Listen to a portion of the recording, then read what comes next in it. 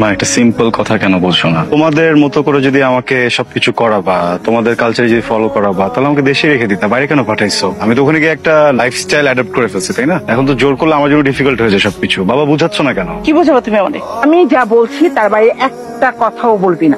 এখন থেকে আমি যা বলবো প্রত্যেকটা কথা মেনে চলবি। কি হয়েছে? আপনাকে যেন একটু কেমন লাগছে। কোনো কিছু নিয়ে কি আনকমফোর্টেবল ফিল করছেন? আনকমফোর্টেবল কেন হবো?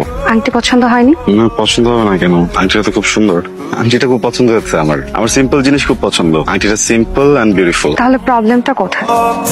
আপনাকে যেন একটু কেমন লাগছে, আপনি শেয়ার করতে পারেন আমার সাথে। অনেস্টলি আমার বিয়ে করার কোনো ইচ্ছা ছিল না, মার প্রেশার। সো ভাবলাম যে বিয়ে তো কখনো কখনো করতে হবে, যেহেতু মা তো প্রেশার দিচ্ছেন করেই ফেলি। এখানেই ঝামেলাটা। আমি আগে কখনো কোনো রিলেশনশিপে যাইনি। ক্যাম্পাসের ফ্রেন্ডরা ছিল বা কলেজ লাইফে কিছু মেয়ে ফ্রেন্ড ছিল, ফ্রেন্ডশিপ পর্যন্তই।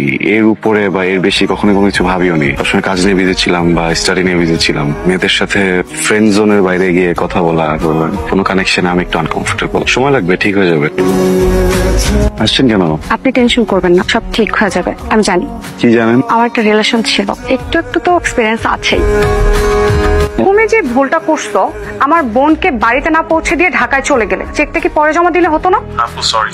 চুপ করো। তুমি যেহেতু চলেই গেছো, তোমার আর আসার দরকার নেই। কি হচ্ছে মা? আর বলবেন না আন্টি, ড্রাইভারকে বলেছিলাম আমার বোনকে রিসিভ